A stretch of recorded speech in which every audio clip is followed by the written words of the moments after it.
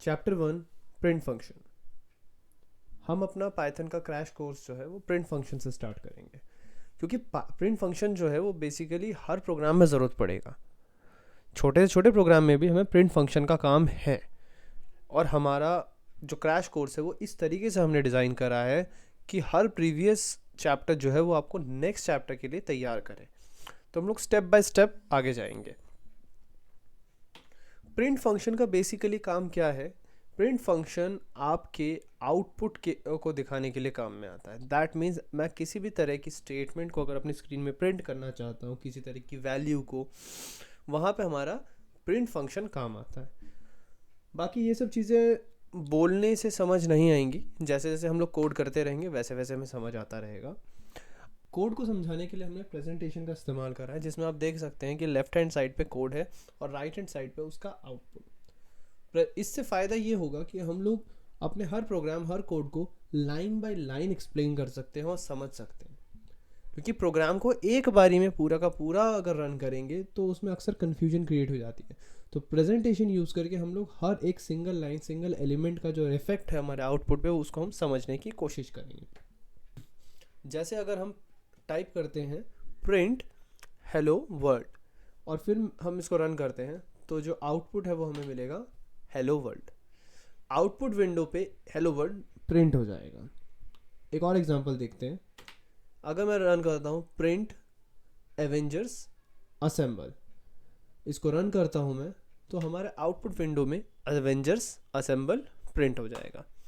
इसमें नोटिस करने वाली बात यह है कि जो कैपिटल लेटर का ए है वो कैपिटल लेटर में ही प्रिंट हुआ है, कॉमा, एक्सक्लामेशन मार्क, ये सब जिस तरीके से, जिस फॉर्मेट में हमने टाइप किया है प्रिंट फंक्शन के अंदर, उसी फॉर्मेट में हमें आउटपुट भी मिला है। अब इसको कोड करके देखते हैं। जैसा कि हमने पहले डिस्कस करा था, अगर मैं टाइप करता हूँ प्रिंट ब्रैकेट में हेलो वर्ल्ड और फिर मैं इसको रन करता हूँ, तो पाइथन आइडियली जो है मुझे अपने प्रोग्राम को नेमिंग करने को कहेगा, because Python ideally without naming हमें प्रोग्राम को रन करने नहीं देता। सो मैं इसको जस्ट नेमिंग कर देता हूँ हेलो वर्ल्ड, रिप्लेस। तो हमारे आउटपुट विंडो में आप देख सकते हैं कि हेलो वर्ल्ड एग्जैक्टली वैसे ही प्रिंट हुआ है जैसे हमने यहाँ प्रिंट फंक्शन के अंदर लिखा है। इसके बाद मैं एक और एग्जांपल लेता हूँ, that is print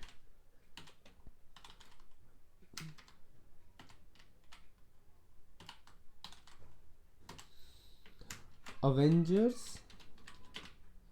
comma assemble exclamation mark, और फिर मैं इसको रन करता हूँ, तो आउटपुट में एवेंजर्स असेंबल एग्जैक्टली उसी तरीके से आया है जिस तरीके से मैंने प्रिंट फंक्शन में लिखा है।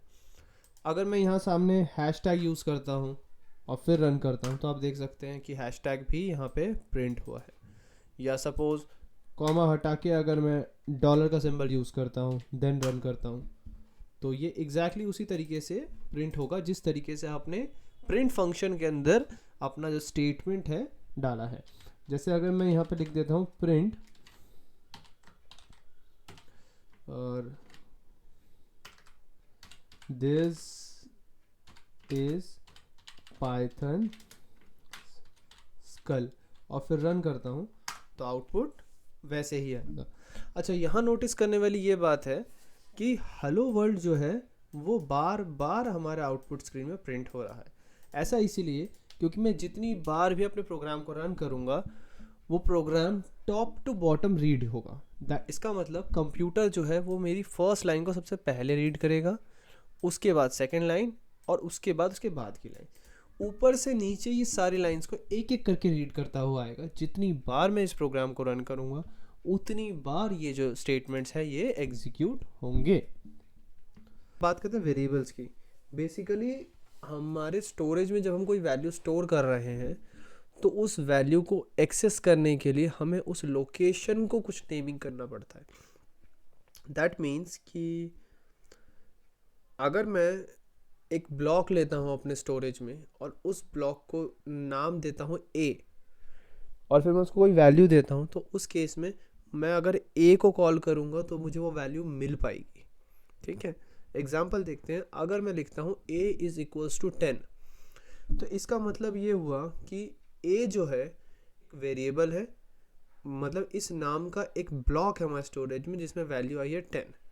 अब अगर मैं लिखता हूँ प्रिंट ए, तो प्रिंट ए का ये मतलब है कि वो उस वैल्यू को प्रिंट करेगा। अब इसको कोड करके देखते हैं। सपोज मैं लिखता हूँ a इक्वल्स टू 10, ठीक है, और अगर मैं इसको रन करता हूँ, इसको नाम देते हैं हम var1, आप कोई भी नाम दे सकते हैं, और मैं रन करता हूँ तो यहाँ पे कोई आउटपुट नहीं आएगा।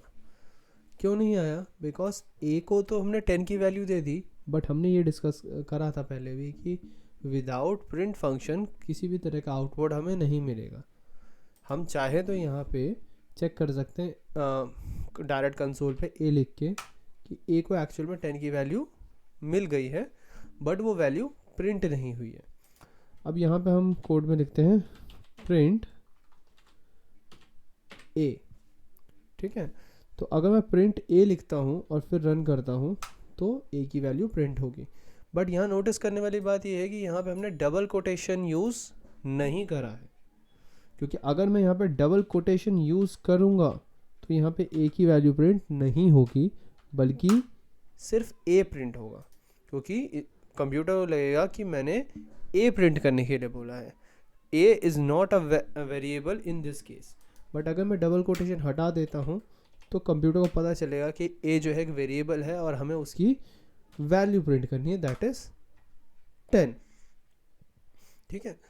अगर मैं सपोज कर लो ऐसे लिखता हूँ कि डबल कोटेशन a, और फिर मैं दोनों को एक साथ प्रिंट करना चाहता हूँ, तो इस सिचुएशन में एक एरर जनरेट करेगा लाइक दिस, इनवैलिड सिंटैक्स, यानी कि लिखने का तरीका जो है वो गलत है, perhaps you forgot a comma. तो कंप्यूटर खुद ही मुझे बता रहा है कि ये दोनों अलग अलग चीज़ें हैं और इन दोनों को अलग अलग करके लिखने के लिए हमें एक कॉमा इसमें ऐड करना पड़ेगा। सो कंप्यूटर इसको अलग से प्रिंट करेगा, दैट इज़ ओनली a, और इसको अलग से प्रिंट करेगा, that is value of a। और अब अगर मैं इसको रन करता हूँ तो आंसर आता है मेरा ये, और अगर मैं इन दोनों के बीच में एक इक्वल्स टू यहाँ ऐड कर देता हूँ और तो मेरी वैल्यू आ गई है।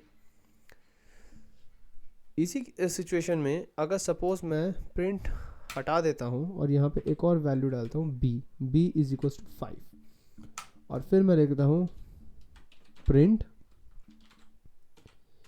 a प्लस b, क्योंकि मैंने यहाँ डबल कोटेशन यूज़ नहीं करी है, इस वजह से a प्लस b जो है इसकी जो है वैल्यू आ जाएगी डायरेक्ट, दैट इज 15।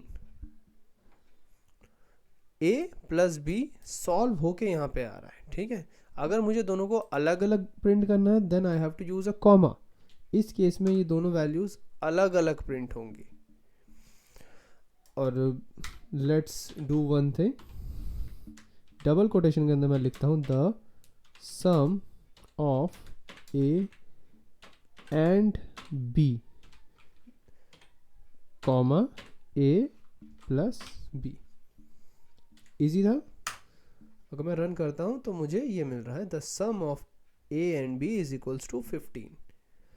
अच्छा, अगर मैं चाहता हूँ कि मुझे यहाँ a की जगह a की वैल्यू मिले और b की जगह b की वैल्यू मिले, दैट मीन्स यहाँ पे the sum of a and b की जगह लिखा हुआ है the sum of 10 and 5 is equals to 15। तो उस केस में मैं क्या करूँगा, मैं इस चीज़ को टारगेट करूँगा कि यहाँ पे मुझे ये a और b की जगह मुझे a और b की वैल्यू प्रिंट करनी। सो इसको मल्टीपल एलिमेंट्स में ब्रेक कर देते हैं। एक आएगा द सम ऑफ, और यहाँ पे मैं डबल कोटेशन लगा के इसको ख़त्म कर देता हूँ, कॉमा डाल देता हूँ। तो इस केस में द सम ऑफ प्रिंट होगा, ए के बाद मैं एक कॉमा और डाल देता हूँ और एंड को मैं डबल कोटेशन में डाल देता हूँ, फिर एक और कॉमा डालते हैं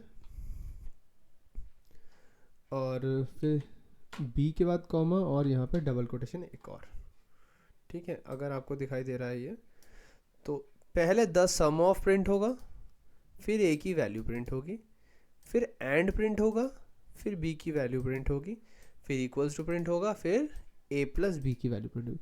थोड़ा कन्फ्यूजन लग सकता है, ये थोड़ा सा कॉम्प्लिकेटेड स्टेटमेंट लग सकता है, बट प्रिंट को कैसे यूज़ करना है मल्टीपल एलिमेंट्स के साथ, वो सीखने के लिए ये एक बहुत अच्छा एग्जांपल है। अगर मैं इसको रन करता हूँ then it will give me this as desired. Difference क्या है पहले और बाद में, ये कि हम लोगों ने इनको कॉमा से सेपरेट करा है।